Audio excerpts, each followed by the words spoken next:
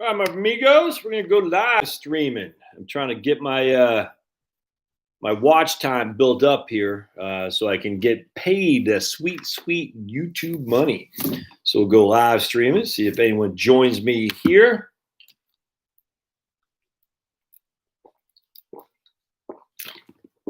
That tastes good. All right. So let's see what we got here.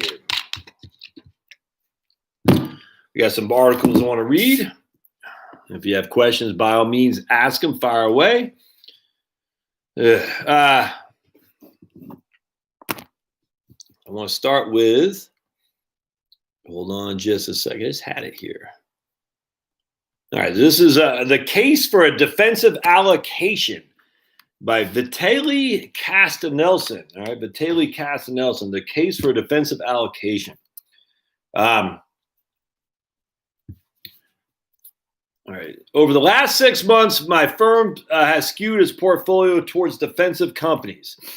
The world appears less safe today than at any time since the Berlin Wall came down. After 9/11, the world was united to fight terrorists. Yeah. Even Russia, our Cold War foe, reached out to help the U.S. fight the terrorists. Again, this article was dated 12/3/2020 by Vitaly. Hey, what's up, Scott? What's going on in, where are you, Yuba City or something like that? Vitaly Castanelson, and he is from IMA. I'm not sure what IMA is. Anyway, all right, so let's check it out. Let's see here. Fast forward two decades, we live in a drastically different world. The resurgence of nationalism has started to create cracks in attitudes about global trade, especially in the U.S. before the pandemic. The pandemic has just widened those cracks as exposed fragilities in global just-in-time supply chains. If you guys are on board, and if you don't mind just hanging in there, even if you just put it on mute, I don't care. But I'm just trying to get my 4,000 hours of YouTube on here. So if you guys are on board, and by all means, you can partake for sure. But if you, before you get off, just hang, open up a different window if you need to go back to work or something like that. Live streams are the best way to get your watch hours up, if that makes sense. But if you got questions, thoughts, comments, love to hear them too. We'll go into that. But I got a bunch of articles I want to go over. And yeah, right on. Oh, is it cold in Yuma? Crazy, man. The pandemic has widened those cracks as it exposed fragilities in global just-in-time supply chains and unearthed a helpless feeling of discomfort when we realize that we rely on the kindness of strangers to manufacture such simple items as face masks. Bringing manufacturing back to the U.S., or at least diversifying away from China, is now a lot more about jobs. It is an issue of national security, 100%. Globalization led to share interest. Localization leads to an us versus them mentality. Yeah, well, that's not necessarily the worst thing ever happened, because everyone always has an us versus them mentality. It's only the U.S. for some reason where that's bad to partake in that. China's economic ascent, though, based on a shaky foundation of debt and the biggest real estate bubble the world has ever seen, really, nonetheless, presents a fresh challenge to global dominance. The ascent, hey, Dan, the ascent has continued much longer than any rational person could have imagined. That is when, and what I'm reading here, guys, is the case for defensive allocation. Graham Allison, an American political science who wrote the book Destined for War, Can America and China Escape Some Trap? Some Greek general and historian who chronicled the Peloponnesian War in 4000 BC, who wrote, "It was the rise of Athens and the fear this instilled in Sparta that made war inevitable." Allison draws a parallel between the rise of Chinese global power and the rise of Athens. Hey, right on, Dan. Appreciate you being here, man. I like him too. Try and get my 4,000 hours so I can get paid that George Soros money. The dominant nation got used to spreading its values and writing the rules for the rest of the world. The contender believes it can write its own rules and doesn't need to follow the rules of the old has-been power. The dominant nation perceives this change as a threat. Any gain in strength of the contender nation is at the expense of the dominant nation. The U.S., maybe naively, thought that China developed an infusion of market-based economics would lead to democratization of the country and an inevitable embrace of Western values.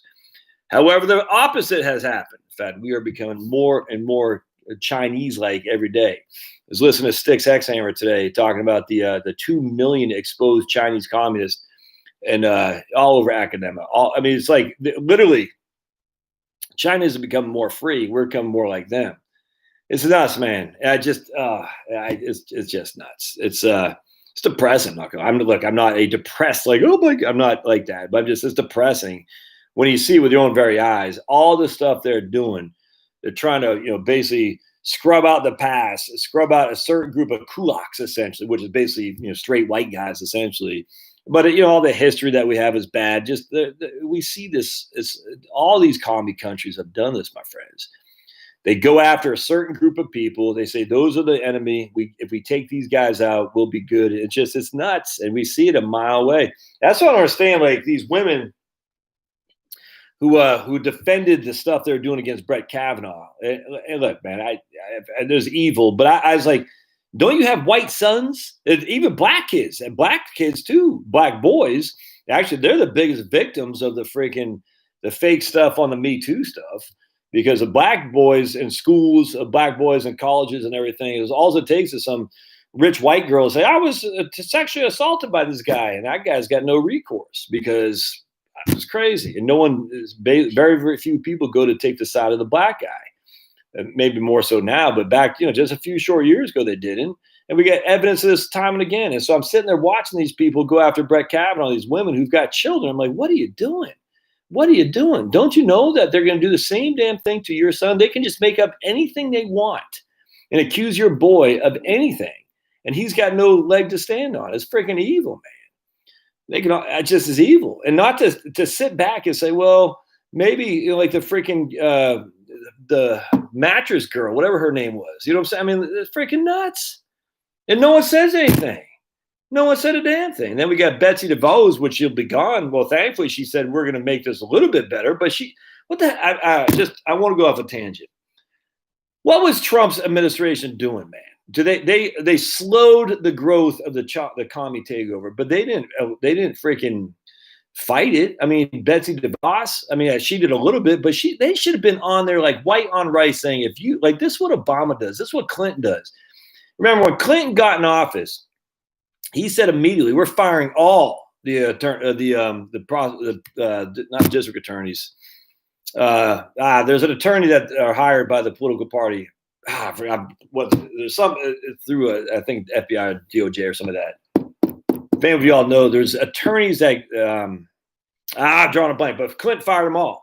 One fell swoop. No big deal. No one cared. Then George Bush tries to fire this all, you know what I'm saying? And then Trump, the more I see what's happening, the more I recognize that while Trump was good, he wasn't the panacea. I'm just sorry he's not. And look, I wish he would have won over attorney generals. That's it, Scott. Yep. The U.S. attorney. I don't think it's the attorney generals. I don't think that's what it was. The U.S. attorneys. Maybe that's what it was. The U.S. attorneys, the prosecuting attorneys of the U.S. Clinton fired them all. One fell swoop, done. You're all appointed by the opposite party, done. Bush tried to do that with a few, and they're like, you can't do that. Trump tried to do it. You can't do that. Obama had the Dear Colleague letter from the DOE, the Department of Education, to schools, saying basically, if any man is ever accused of anything by a woman, that man assumes his guilt for sure. And we need to see evidence that you're going after this guy like white on rice if you want to keep your funding. Media didn't say anything about that. And then Betsy DeVos tries to push back a little bit. And it's just, that's what I'm saying. It's like, so they take 5 or 6. I don't think it's district attorney, because district attorneys, maybe it is district attorney. I don't think it was. There's another word for it, but it's the U.S. federal government. Maybe it's district attorney. I don't think so. Like the guy who's representing New York City, who hates Trumpster. I don't think maybe it is district attorney. I thought district attorney was more localized though. I can't remember I can't remember. But anyway, all right. So basically what happens is Clinton, Obama, they take 6, and then Trump comes in and gets 1 back, but they're still +5. And we never have it the other direction ever. Under 8 years of Bush, 4 years of Trump, not one thing. we've got one thing back, but they still have their freaking 5 of gains. It's so frustrating because you're sitting there thinking, well, Trump will save us. Well, what the hell? He didn't save us the first 4 years. And I'm sitting there thinking, we're all speaking Chinese, Mandarin now, essentially, because no one did anything. Trump tried. Well, he tried. Okay. I need to hear more than just trying. I need to see some freaking success. And the way you go success, if you're truly going to be a bull in a freaking China shop, is you literally go in there and but U.S. attorneys. Yeah, maybe it is U.S. attorneys generals. Maybe that's what it's called, U.S. attorneys. Maybe you do got to go in there, the bull of the China shop, and say, I don't care. I'm just going here instead of trying to alleviate. I don't. It frustrates me no end because have you heard what's going on in China? How we have disclosed now 2 million commie Chinese infiltrated all over the world, heavy into our academia, heavy into our political movements, heavy. And yet, who's at risk? Who's the big freaking controversy? Russia. Yeah, the whole thing's nuts, man. Whole thing nuts. Social credit, freaking lockdowns, masks, the whole thing, all part and parcel of the Chinese communists. And yet, we don't do a damn thing, man. It's all under Trump's watch. And when I say all, the freaking thing with the coronavirus. Anyway, if you get a chance, listen to Sticks Hacksammer's video on, I think he just might have done on BitChute, but it's illuminating and quite frightening because you're sitting there thinking, man, these guys are winning and we are losing because our politicians don't care about America. They care about their bottom line. Chinese politicians, they care about China, about Communist Party. And the more they infiltrate, the more they get rewarded. It's nuts. It's almost like we don't know our history of communism. If you knew the history of communism, you'd quickly see how evil this ideology is. I don't know if I have it back there, but if you want to start The Promise of Joy by Alan Drury, The Promise of Joy. Allendrury, The Promise of Joy by Alan Drury. If you want to start, you read that. And then, because it's one from the 70s or something like that. It's dude, I'm telling you right now, that's what changed me. That book right there, what changed me, because man, it's nuts. That was where I recognized that you have to fight communism to death because they are fighting you for your life. They want your life. And they say, well, it's better red than dead. No, it's not. But we're not even engaged. And every time I hear a freaking, well, Trump started a trade war, I said, what the hell do you think's been happening? And I just look back and I say, look, I love Reagan. At the end of the day, though, maybe this focus on globalism was actually was not a good thing. I mean, maybe, I don't know, but maybe this focus on unlimited trade and all this stuff and free movement of just maybe all this was not good necessarily for the overall stake of America. You start looking around and say the government has grown exponential proportions. Your freedom has not, because government and freedom go like this. It's a seesaw. One goes up, the other goes down inherently. Government has grown, your freedom has not. And maybe that has something to do with just the focus on Wall Street as opposed to Main Street. The lifting of regulations for investment banks, maybe, Glass-Steagall was actually a good thing because as they got rid of a lot of these regulations, I know Glass-Steagall wasn't undone by Reagan. I get that. Leveraged buyouts were, though. High yield junk bonds were. All that stuff was under Reagan. And look, I'm not saying it's bad. I wonder. It makes me think. I wonder if this stuff actually led to the situation where we are now, where China, globalization at all costs. We have remember back when Reagan, we had a real enemy in the Soviet Union. We still have a real enemy in Communist China, but we have a commie pope without question. We have Angela Merkel. Angela Merkel is a freaking nut. She's just moronic. We have on the UK, I don't know what the hell Boris Johnson is. He's not Margaret Thatcher. And now we got, we had Trump, and now we got freaking Steely Joe. It's, I just sit there. It's amazing to me that we were able to get the trifecta and Reagan, Margaret Thatcher, and Pope John Paul II to beat the commies. But while they're focused on the commies, the globalists were on the march, man. And then Thatcher gets thrown out, replaced by John Major. Oh, God, it was no different than George H.W. Bush. Who's then replaced by Tony Blair, who was then replaced by Bill Clinton. And the globalists, the Wall Street tycoons, just they own everything, and they sell their souls to the devil, the CCP. Nuts. And then big academia. We didn't heed Eisenhower. Eisenhower told us, man. He told us. Everyone says, well, he told us about the military-industrial complex. He also told us about the educational industrial complex. And now it's not the military anymore. I mean, the DOD, the Pentagon, all that. Look, I get it. I get it. There's corruption as far as it is. It's nuts. I get all that. Lots of paper pushers, lots of warmongers. I get it. The educational industrial complex is what is being corrupted by CCP. And no one's doing anything. It's like, yeah, we'll just keep funding you. It's funny. I was reading just yesterday. I'm going to show it. I can't share my screen here. I don't think I can. Let's see if I can.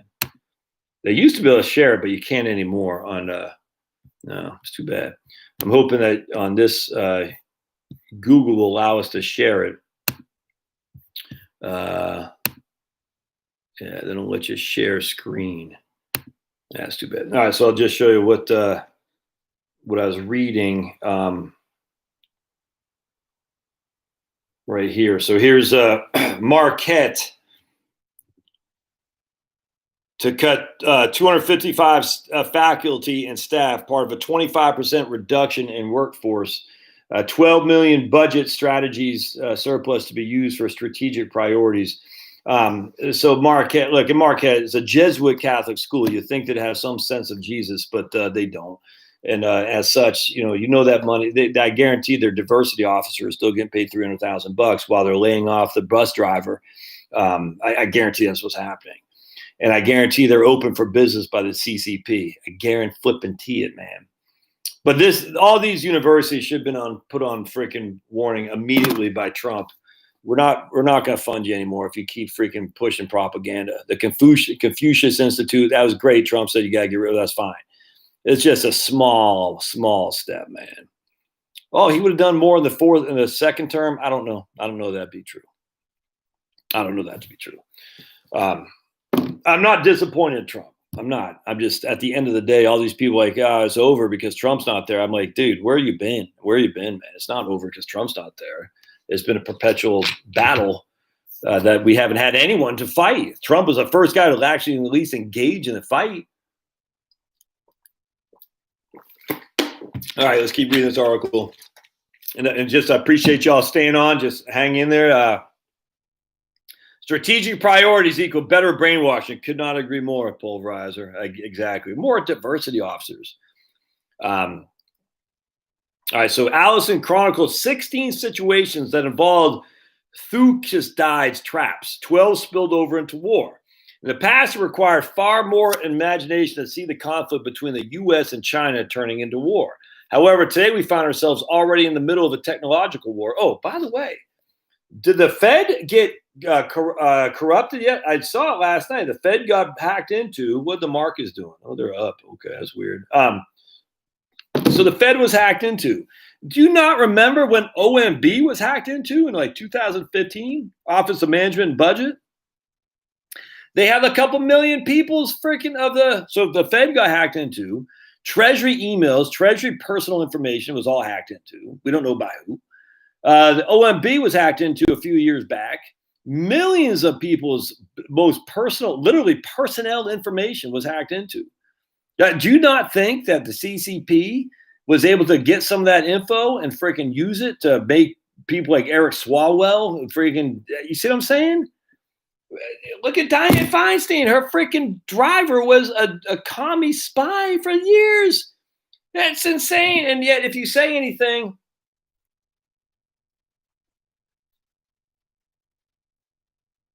yeah. So Mark says on the right capital, under retirement cash flows, there's a column spend unsaved cash flows. Is there a way to save it? Yeah, I have it for default, Mark, to save it. Absolutely. Is yours spending? We don't want that. I have it saved. Are you sure yours? Let me bring you up, Mark. I'm looking at my other computer. So, yeah, so we'll look at right capital.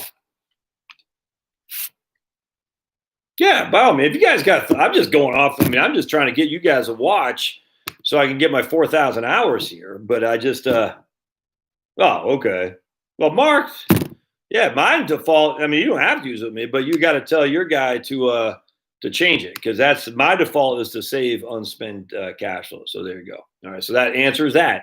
But anyway, if you guys got questions, thoughts, or comments, don't just let me freaking monopolize it if you want. I mean, you do whatever you want. I'm going to stay on here yapping because every minute is that we got 17 people here on is 17 minutes. And if I get 4,000, I can start getting money from George Soros. I put an email out yesterday. Let me read this to you. It's actually funny. So if you are not signed on to my email list, please do. And on the bottom of these videos, you'll see the sign-on sheet. All I need is your email. Anyway, so let me. So I joined it. I sent an email list yesterday. Say join me live. I had 8 people unsubscribed, which is fine. I don't mind people unsubscribing because I have to pay for the number of emails I send. And so if you unsubscribe, that frees up money for me. But anyway, this guy says. I unsubscribed with a reason. I like the man and his mission, but it's beginning to ooze politics, and there I draw the line. Good luck to you, sir. I was like, yeah. I mean, look, that's fine. I don't care. You draw the line when someone's politics differs from yours. So, look, I used to follow I forgot his name. He's an army guy who lives in Hawaii. He used to be in the army. Knowledge. I forgot what it was. And he started getting political. And I said, I didn't write. Hey, Tom, you do whatever the hell. I don't care. You do whatever you want. But I'm not going to freaking, I'm not going to follow him if he's going to go political on me. He's nuts. So because I do that. I get it.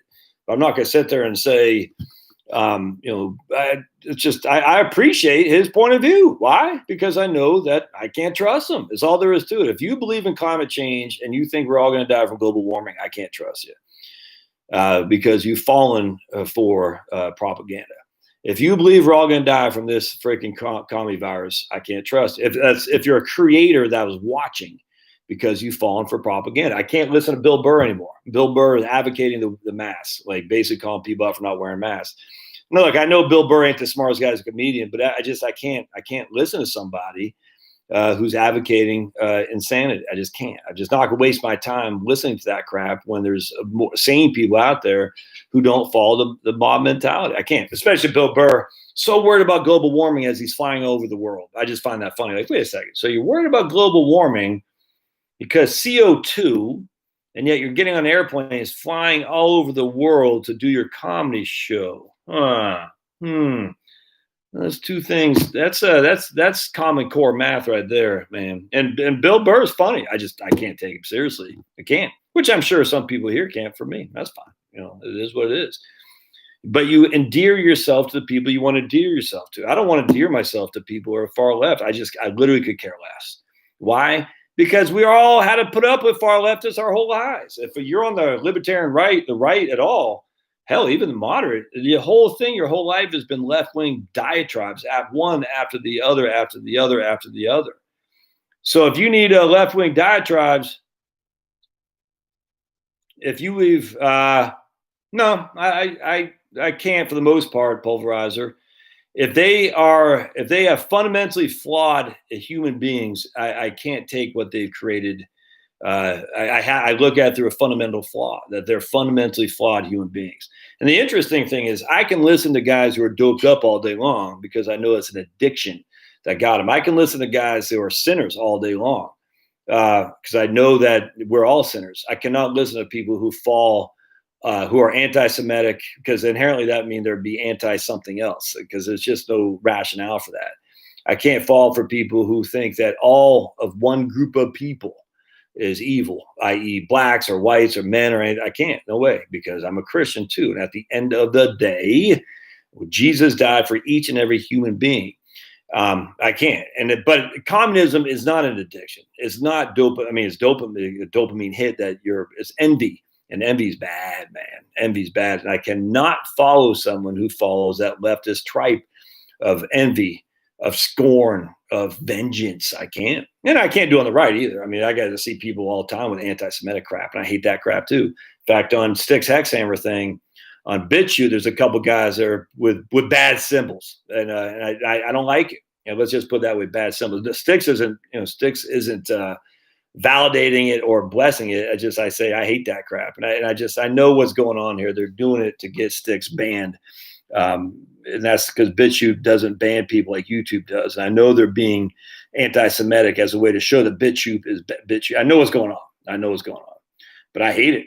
I hate that crap. But anyway, if people are morally bankrupt because of a belief in far left propaganda, I can't take that seriously. I just look at them like, dude, you're an idiot. I mean, literally, it's idiotic. It's idiotic. You're either operating in ignorance, which is sad, or you're operating in fear, which is what leads to communism for sure. And it also leads to Nazi crap too, without question. It's fear or vengeance, fear and vengeance, and a combination of is evil. Fear and vengeance is evil.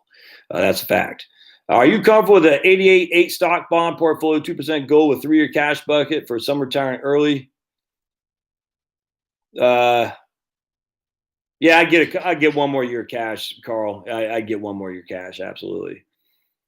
And I might move some of that 88 stocks, only 2% gold. I might get a little bit more gold in there. I think having 5% of your liquid net worth in gold makes sense. And don't get gold ounces. You want to get the quarters or something like that, because it's a barter, if that makes sense. You're not buying gold for the upside. You're buying gold for the days when the sun doesn't shine, if that makes sense. So you're buying gold as a bartering opportunity when and if that time were to come. And if it doesn't, well, gold doesn't lose value. When I say it doesn't lose value, it has always retained some value. That's for sure. Do y'all ever see that Twilight Zone episode where they found some gold and they went into the future and they were able to? No, I don't like gold mutual funds, Dan. Nope. It doesn't make sense. Well, yeah, if you look at the USA Gold Fund, Gold and Precious Metals Fund, in the first 10 years of this century is literally the best performing fund. But if you're going to buy gold, you buy the bullion. Anyway, this Twilight Zone episode, they found all this gold and they killed somebody. I can't remember. And they found a way to go into the future, to freeze themselves to go in the future. And what they did is they said, oh, man, we're going to go in the future, escape who we are as a murderers because they're going to jail us. And so they go like 100 years in the future. And they're like, oh, man, all right, we're going to be rich. We got this gold. It turns out gold is not a precious metal. It's literally not precious. It's like, so these people pick them up on the side of the road. They say, look, we got this gold. They're like, okay, why do we want your gold? It's like, we got gold as a non-starter now. It's actually pretty interesting. I use JM Bullion, jmbullion.com. What's the M is Mike, J, Juliet, Mike, bullion.com. I've used that 4 or 5 times. Big fan. Anyway, so we got Mark squared away, Dan and Carl. Yeah, so I would go maybe 80%, 80, 10, 5, and then you add a little bit more cash. Yeah, I was talking to these people today about I had a point this morning. And like when you've won the game, stop playing essentially, because these guys will be fine. You know what I'm saying? And the wife was wanting to get more conservative. The husband's not quite sure. I mean, it's okay. He's not like, but at the end of the day, it's like, dude, if anything, be more conservative on the first part of your retirement, just to make sure you don't get killed. That's just fact. All right. So I keep going off tangent. I want to read this a little bit more here. Robert Spalding, a U.S. retired Air Force Brigadier General, is the author of Stealth War: How China Took Over While America's Elite Slept. Yeah, man, that's what oil is for Saudi Arabia, data is for China. The Chinese government uses data to exert control over its citizens and may use it to impact other nations. The U.S. perceives it as an existential threat. Cloud computing, 5G, and the massing of data through the deployment of these technologies at the core of this fight. Let's zero in on 5G for a second. The transition from 4th to 5th generation is about a lot more than the ability to download Netflix. 5G is a transformational technology that in coming years may turn our global society into either a utopian or dystopian sci-fi movie. 5G uses much wider wireless spectrum, drains a fraction of the battery power, and has lower latency. The combination of these factors will result in 100, if not 1,000-fold increase in interconnected devices. Streetlights, trash cans, cars, cameras, cows will all be connected through the wireless grid. Here's one example of 5G that popped up while I was writing this. Amazon has announced that you'll be able to pay for goods at its Amazon Go stores by scanning your hand. In other words, you'll no longer need your smartphone. Your personal data will change its main residence from the personal comfort zone of your smartphone to the cloud. We are a few years from using it, but the amount of data created by the 5G network will increase exponentially. It will transform the internet of smartphones to the internet of things, where smartphones are just a small fraction of those things. And the potential for its abuse to monitor and control people will grow exponentially as well. We know that China is already a world leader in anti-democratic applications of tech. The U.S. underestimated for China for a long time, but no more. So, well, I don't think Steely Joe is underestimating China. I think he wants to be part of it. The U.S. fired the first shot when it went after one of its most important technology companies in China, Huawei or whatever it's called. At the U.S. request, the Canadian government arrested the company's CFO, the daughter of the founder, in Vancouver, and she's potentially facing 30 years in prison for selling equipment to Iran. You don't have to be a disgruntled cynic to see that the Iran sanction violation was used as an excuse here. Then the U.S. put restrictions on U.S. companies providing chips and chip-making equipment to Chinese techs. But again, this is under Trump. Is Steely Joe going to do the same? This action alone is like shutting off the oxygen to the Chinese tech economy and the Chinese economy as a whole. They will not sit by idly. It will retaliate, as probably what they've done with the Fed. The Fed got hacked, man. In the meantime, there's another reminder to China that it cannot rely on the continuity of American technology. So if it is going to be spending as much as it needs to become self-sufficient in semiconductors and software. You sent me a video about what was it, CB? What, did you just send it right now?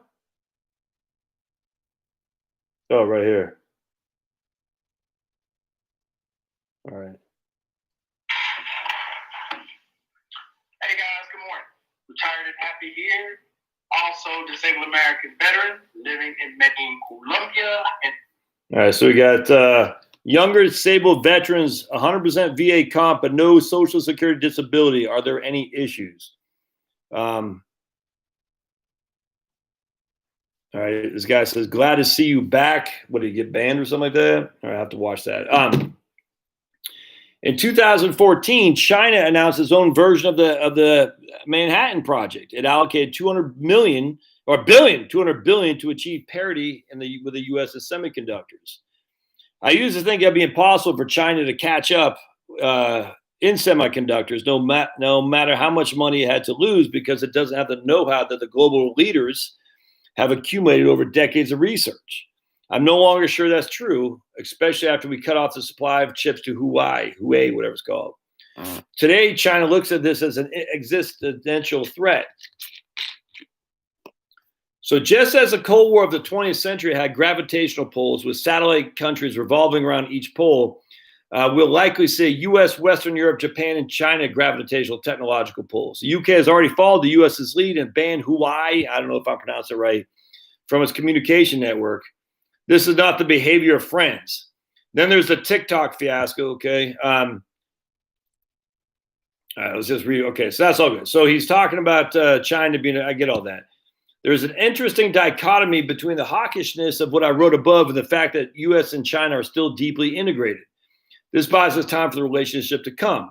But here's an unpleasant but accurate analogy. The U.S.-China relationship is like a bitter marriage with a lot of young children.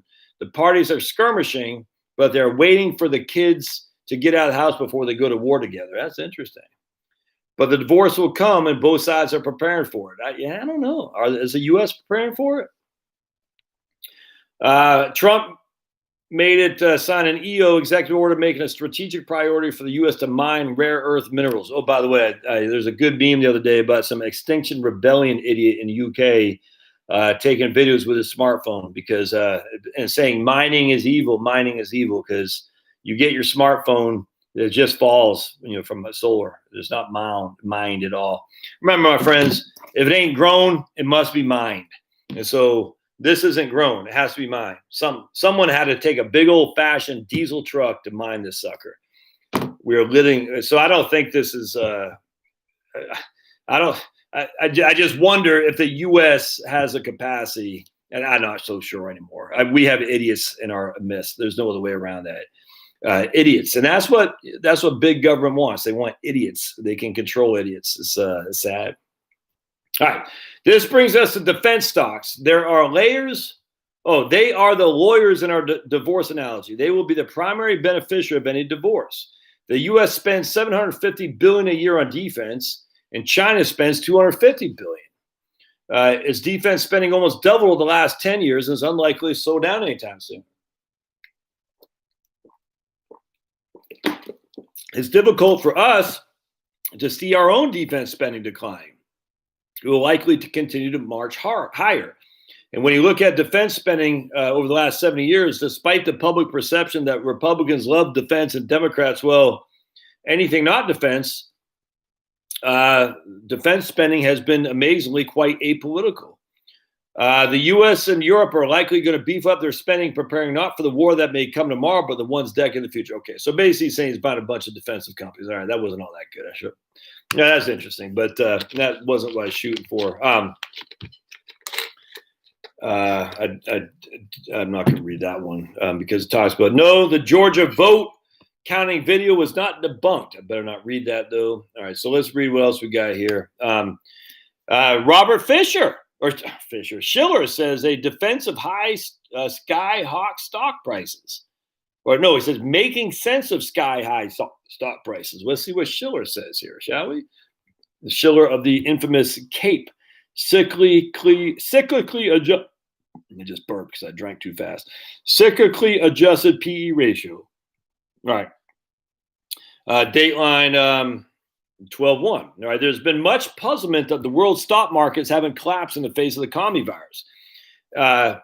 But maybe it isn't such a puzzle. A measure we call the excess CAPE.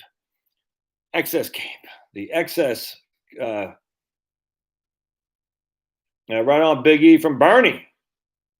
Retired at 56, 3 years cash. Good so far. Right on. That's awesome, man. So remember, guys, hang tight as long as you can on here so I can get my 4,000 hours of watch time. If you don't, I'm going to sick Pablo on you. You don't want Pablo to be sick on you, do you? Pablo says, watch for 4 hours. Watch for 4,000 hours. Watch for 4,000 hours. I'm sure they're going to look at my older videos and find something that offends the Isn't it ironic how many people from Facebook, Google are going to work for Steely Joe? There's nothing weird about that at all. But then again, Trump, who did he hire? He hired Scott Gottlieb and a bunch of farmer guys too. It's a big party and we're not invited. All right, indisputably, asset markets are substantially driven by psychology and narratives. As Daniel Kahneman, who I talked about last night, actually, familiarity breeds liking, and several familiar narratives have emerged in the world stock markets this year. For example, there's the V-shaped recovery narrative and the FOMO narrative, fear of missing out. Both might be helping drive the markets to new highs. There's also work from home narrative, which has specifically benefited technology and communication stocks. But they're all narratives that only reason why all of us have not considered just pulling out of our money out of stocks and put into safer alternatives or even under the mattress at home. Why? Why we just fall in those narratives? The CAPE, which captures the ratio of the real inflation-adjusted share price to the 10-year average of real earnings per share, appears to forecast the real long-term stock market returns well in 5 influential world regions. When the CAPE ratio is high, long-term returns tend to be low over the next 10 years and vice versa. Since the COVID shock, CAPE ratios have mostly recovered from their pre-pandemic levels. For example, the U.S. CAPE ratio in November is 33, exceeding its level prior to the start of the commie virus pandemic. In fact, it's now the same level as the high it was in January 2018. There were only 2 other periods when the CAPE ratio was that high, in the late 20s and the early 2000s. China's Cape, stress went down, says Dan. Man, I've heard that a million times, Dan. You just retire, like, yeah, whatever. You just let it roll. Let it roll. Just don't start watching Fox News or MSNBC or cable news. That will get your stress back up. China's Cape ratio is also higher than it was prior to the pandemic as well. As for Europe and Japan, their Cape ratios are largely back to their pre-pandemic levels as well. Notably, these regions have lower exposure to technology, communication services, and let's see, consumer discretions. Market observers have noted the potential role of low interest rates in pushing up Cape. In traditional financial theory, interest rates are a key component of valuation models. When interest rates fall, the discount rate in these models decreases and the price of equity assets should appreciate, assuming all other models' inputs stay constant. Oh, God, I hate this crap. When interest rates fall, according to models, this happens, that happens, assuming all other models stay constant. Why would the other stuff just stay constant? Oh, my goodness. Right on, cut my cable. Yep. Yeah. Friend told me that naked yoga is okay on YouTube. It's true. Oh, my goodness. But masks, conservatism, calling out feminism verboten. Thus, the level of interest rates is an increasingly important element to consider when valuing equities. To capture these effects and compare investments in stocks versus bonds, we developed the ECY, which is the excess Cape ratio. To calculate the ECY, we simply invert the Cape ratio to get a yield and then subtract the 10-year real interest rate. All right, does this start to seem like people are just have nothing else to do, these professors, other than make up just crazy equations to validate whatever they're pushing? Look, and I like Schiller. I use this stuff all the time, but it's just like, to capture these effects, what our other equations didn't capture, here we created the ECY, which considers both equity valuation and interest rates levels. And to calculate that, we simply invert the Cape ratio to get a yield and then subtract the 10-year real interest rate.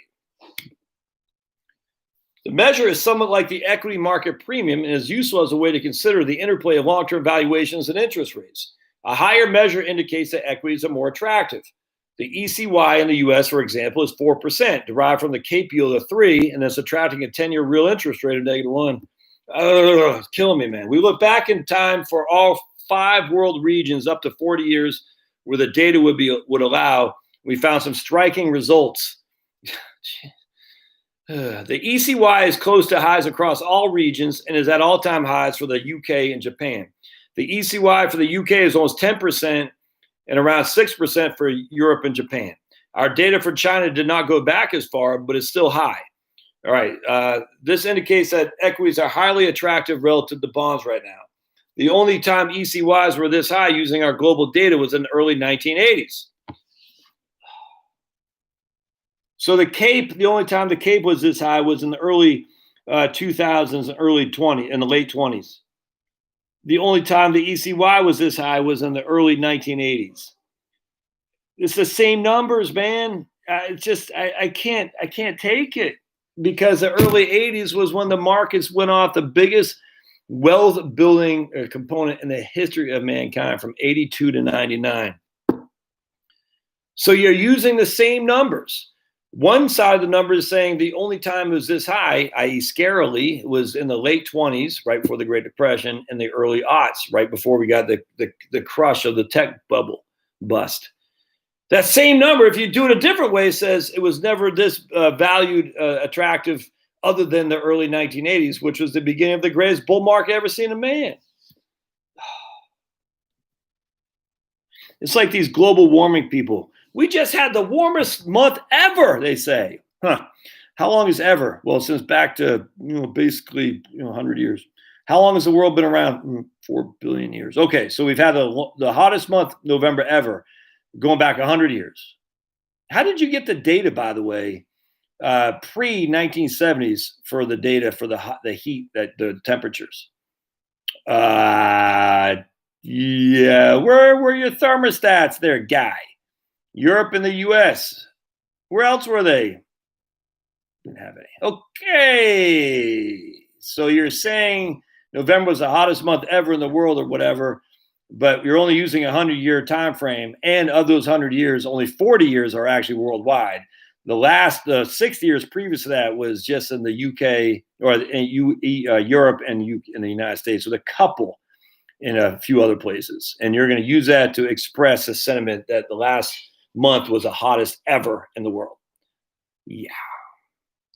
This goes back 40 years, and this is going to express sentiment that has any kind of staying power. Yeah. We've got to stop these universities. They're up to no good. It's literally just great work. They're not doing anything of value. And look, I like Robert Schiller. I'm a fan of his for sure.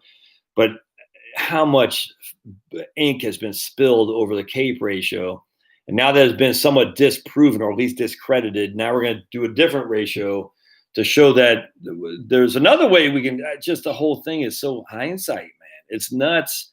And this guy won a Nobel. I got no qualm with that. But he uses Daniel Kahneman's Nobel as a way to say, look, he will also won a Nobel too. It doesn't matter. We cannot know how the COVID pandemic will end, and it may well end. Hold on a second. I forgot this. Let's see. These conditions are almost the opposite of what we see today: expensive equities and exceptionally low interest rates. So basically, my numbers don't mean anything. I don't know what to say about my numbers, because one thing is showing me this, one thing is showing me this, and I don't know. I'm just a professor with a Nobel Prize. But I'll be on CNBC, I'll be on Market Watch, I'll be on Fox Business. We cannot know how the comedy virus will end, and it may well soon with the advent of effective vaccines. Why is everybody so in just awe of vaccine? Like, I want to literally put that word on. I'm going to call.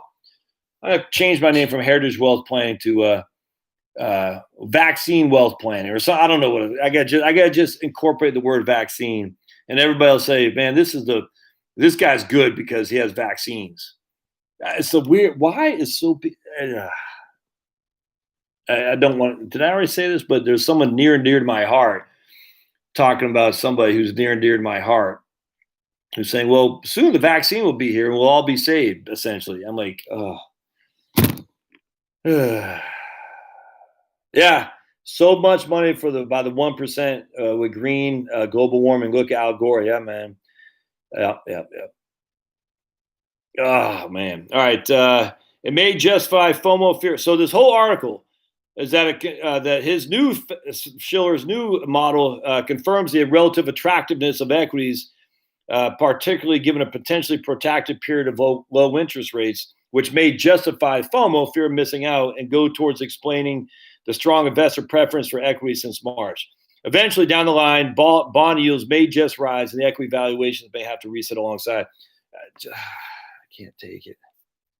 All right, so I want to see. Someone asked me last night in the live stream what we're going to look at, the percentage of VTI, which is the S&P 500. How much is the S&P 500 held by in VTI? So total stock index historically is 70% S&P 500. So if you have VTI, you inherently got the S&P 500. The question is, how much of the S&P 500 is in the top 5 stocks? So let's go to Vanguard. We're going to look at Vanguard. Questions, thoughts, comments on there, my friends? Don't forget to subscribe if you haven't yet. This is my other YouTube channel. I'm just going to build them back. So I'm going to be doing videos on each side just because I want to see how it works. We'll see. 18%. I'm not sure. So let's look at VFINX, and we'll see how much the top. 18%. That's what you say, pulverizer. Gotcha. So you're saying the top 5 are 18%. Is that what you're saying of the total of the S&P 500? Let's take a gander. Yeah, what happened? Oops. Let's see. Just to get right on. No, I got you. Oops. Hold on a second. What? Is that Pablo making noises? Hold on just a second. I'm going to investing. I'll go to Vanguard ETFs. All right, so let's take a look at.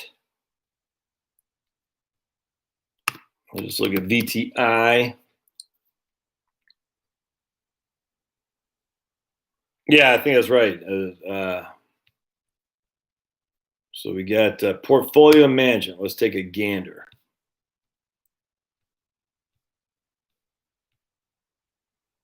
As of October, the top 10 represent 23.7%. So the top 5 are Apple, Microsoft, Amazon, Alphabet, and Facebook. All right, so as of October, yeah, right on. There you go. The top 10 were 23.7. I don't know what it is now, which is middle of December. But so I wonder if we if the top 10 represent 23. All right, so now let's go to V. Oh yeah, that's VTI. Excuse me. I need VOO. Excuse me. Back up. That's VTI. I want VOO. Hold on just a second. I screwed that up. Never find me screwing stuff up, right? All right, so VOO, go to portfolio management.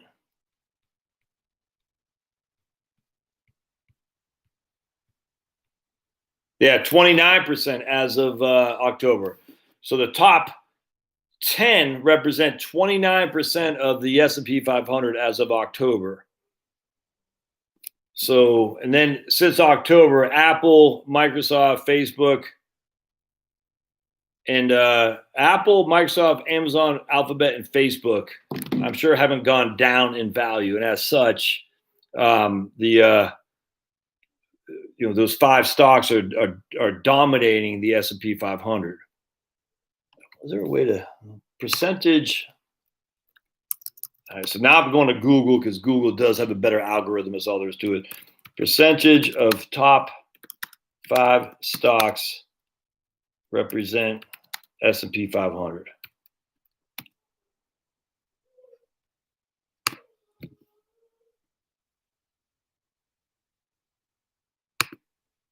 Do you know Investopedia is by far and away the most searched investing site? Isn't that crazy?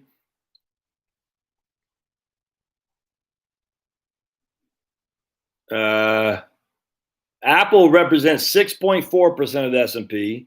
Microsoft represents 5.4, so that's 5.4, 6.4, that's 11.8.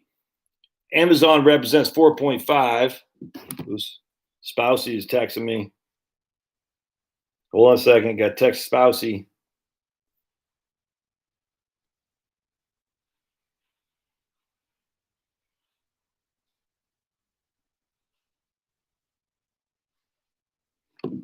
So if you want the total stock index, you need 70% of the C and 30% of the S. All right, so we got 4.5 of Amazon. So let me get my trusty calculator. We got 4.5 Amazon, 5.4 Microsoft, 6.4 Apple, 2.2 Facebook, and 1.8 Alphabet. So the top, about 24% is the top the top 5 stocks of the S&P 500. That would be that's interesting. Well, actually, no, it's more than that because Alphabet Class C shares are part of it too. That's actually more than that. It's going to be about 26% because they got 2 shares of Alphabet, Alphabet Class A and Alphabet Class C. So there you go, man. Hey, Kim. What do you think? I'm 60 years old, going to retire in 2.5 years, and 401k and my 401k is a mix of FTSE, total stock index, total bond index. What do I think? About 60-40 roughly.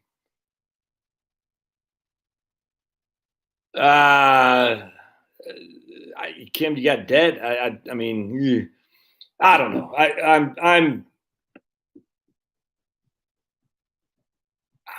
I would want to mirror that, frankly. I'm just looking. People are going to say it's because Trump losing. It's not because Trump losing. Yeah. Who's John Goebel? I'm not sure who that is. John Gable? John Goebel?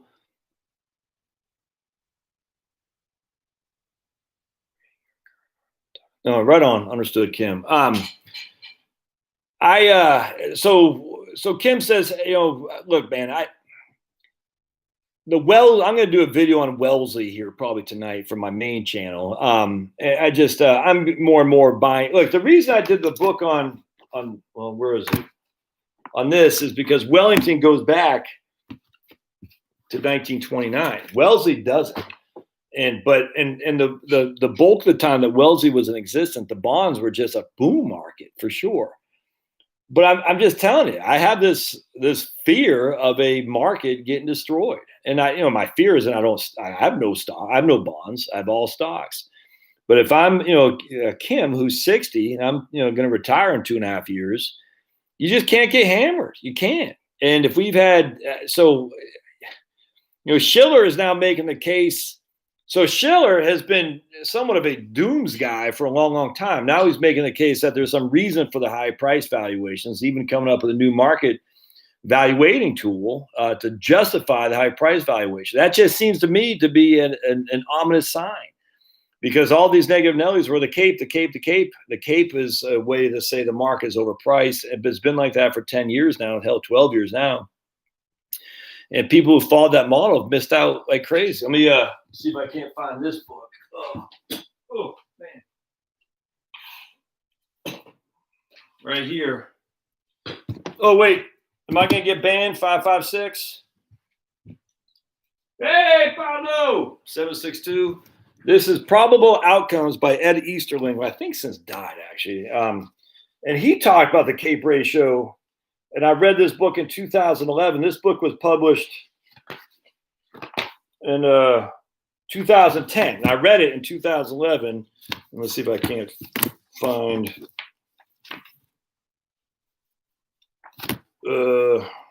Just a point of emphasis. The quantity of money is the money supply multiplied by the turnover velocity of money in the economy. And that's what we're not having. We're not having any velocity. And as such, not having inflation. It's not going to change anytime soon. Inflation infatuation. Ooh, that's interesting. Let's just see what I highlighted real quick. The overall value of money is driven by the quantity of money in relation to the quantity of goods. New coins only serve to dilute the value of purchasing power of existing coins. Well, maybe. Consumption without production is capital destruction. Instead, economic production facilitates consumption as workers are able to spend part of all what they're paid. Ultimately, if consumption is a driver of the economy without sufficient production to not only support consumption, but also provide capital for growth, then the economy will be unsustainable. All right, let me just find the CAPE. This guy was big at saying we're way.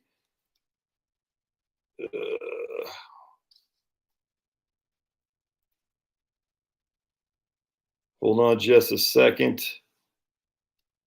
Let me just go back to CAPE.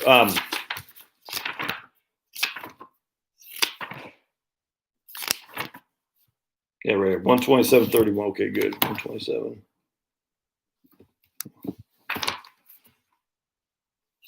All right, so. All right.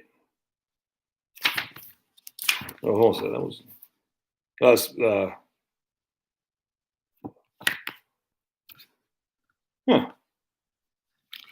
It talks about CAPM, but I don't see anyway, Ed Easterling he did Crestmont research. I read a lot, right? I haven't really read it much lately, but hold on a second. Okay, there we go. Okay, cool. So that's a 105. So let's see.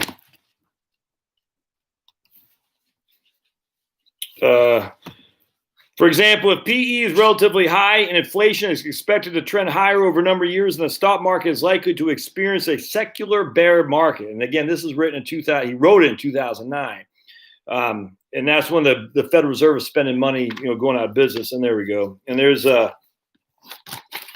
his charts. It's gonna be, you won't be able to notice this, but there's some good charts on earnings per share using the CAPE ratio. It's going to be tough to see. You're not going to be able to see what this is saying. But basically what he's saying is if you use the CAPE ratio, this is back in 2010, we were at historical highs as well. And essentially saying the market is headed for a downturn because the CAPE was so high. And that simply wasn't true. And I don't say he's an idiot.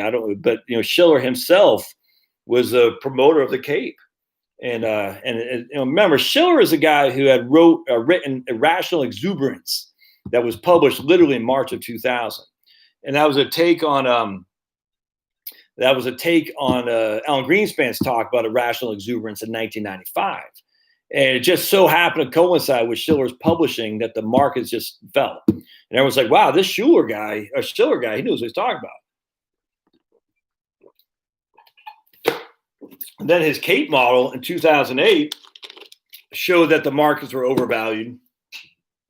And as such, we looked at Schiller as a foreseer.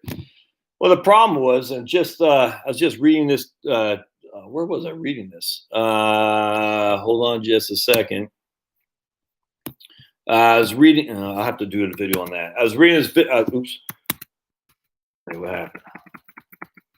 Hold on just a second. I was reading this article today that we had outside influence on the markets today for COVID. It's very, very interesting. And the same thing happened with 2008 with heavy influence in government regulation, going back to Joseph Schumpeter's creative destruction. That economies, if they're truly capitalistic, laissez-faire, they destroy things in order to grow things better. Take 2 steps forward and 1 step back, essentially 2 steps forward, 1 step back. But now we have outside influence in government regulation and things of that nature. The point being, Schiller seemed to get lucky twice. He wrote his book he published his book to really right when the market began to decline. That was just luck, and no other way around that. And then on part 2 of that, he got lucky again. 2008, his Cape ratio said things were too high, market decline, but the Cape ratio takes the hindsight of 10 years.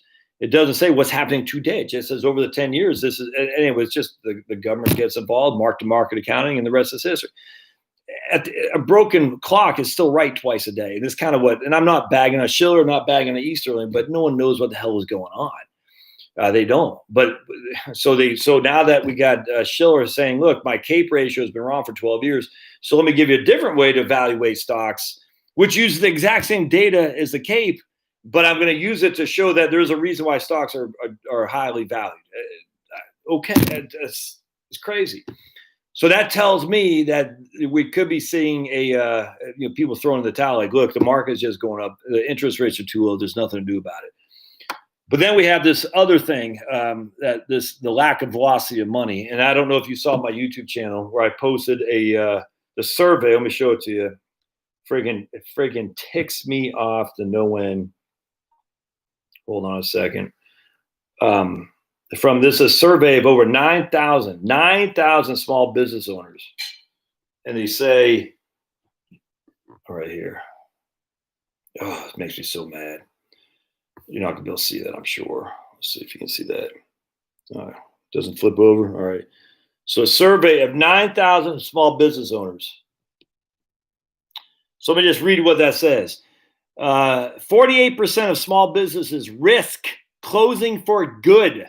Most impacted industries, travel, hospitality. 62% of surveyed owners risk closing for good. 45% of restaurants, 50% of consumer retail, 60% of beauty salons, 61% of gyms and fitness. Who runs these small businesses? It's just regular freaking Tom and Dick and James, man. Who does not run small businesses? Jeff Bezos. The Walmart clan. They might have at one point. They don't anymore. And now their lobbyings are so heavy involved in D.C. It's crazy. And at the end of the day, 48% of small businesses risk closing for good. Oh, infuriates me.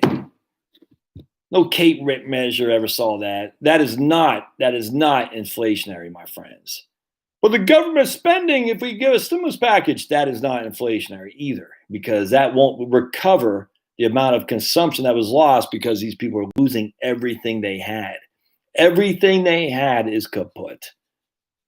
And if you say that you want grandma killed, I'm done with that, man. Screw that. Screw that. These people are dying on the vine. And they had lots of lives to lead here, a year's left to lead.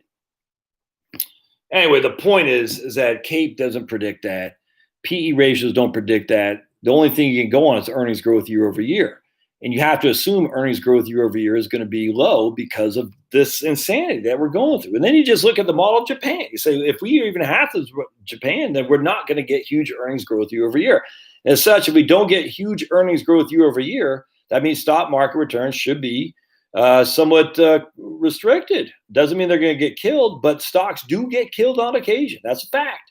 And as such, if I'm Kim, a long-winded answer, I see, seems to me there's a lot of people that are kind of throwing in and saying, you can't beat them, join it, can't beat them, join it. I'm not sitting there thinking, yeah, but the problem is markets could go down for many years. They can stay irrational longer than old Kim here can stay solvent.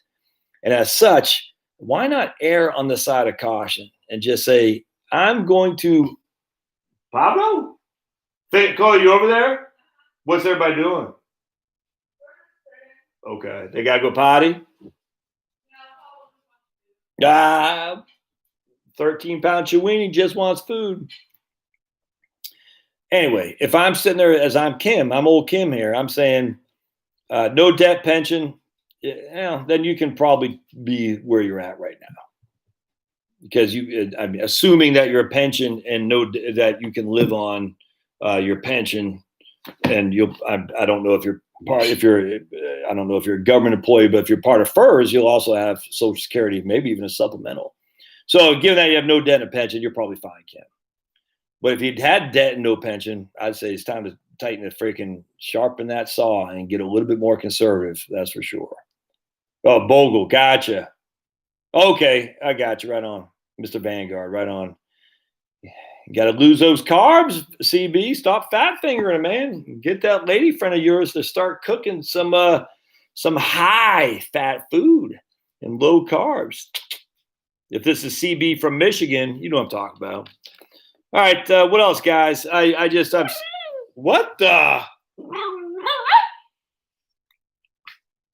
is happening here? What is happening? Look, everybody. Hey, if we just went for a walk, we had to slide out the back door so Finney wouldn't see us, because taking Pablo and Finney for a walk together is. Where's Kim Davis? Not you, Kim Honeycutt. Kim Davis, give me plant one. Kim Davis hates Pablo. She says, I hate Pablo. I never want to see Pablo again. Stick to the issues. I love this guy. Anyway, so just going back, I think being cautious makes sense. So looking at Wellesley versus Wellington, my default for the time being is Wellesley. And it has nothing to do with Sniffy Joe or Steely Joe. It has nothing to do with Trump. I said in a couple of videos, I said, even if Trump wins re-election, which I fully expected him to do that, I think it's going to be some tough times, simply because the economy is not, I don't care. Look, man, maybe I'm wrong. I certainly hope I am. That's right. Pablo was saying, hit the like button. I only got 9 likes here, people. What the hell? You heard Pablo. He's demanding you to paw the like button. That's the wrong answer. Look at Pablo's like, they're not pawing the like button. Oh, Pablo, they don't like you. If you love Pablo, you paw the like button. My Chuck says his dog is less well behaved than mine. Look at that guy. Just look at him, man. What a nut. We're getting them both. Oh, but see, Pablo screams bloody murder at people whenever walking by and someone's walking. Pablo's like, yeah. I'm like, oh, we're getting him trained. We're sending him to 2-week boot camp. Him and Finney are going 2-week boot camp next week to get some training. I don't have the patience. Frankly, I'm too much of a pushover to do it. My wife's like, you got to train him. I'm like, dude, I can't.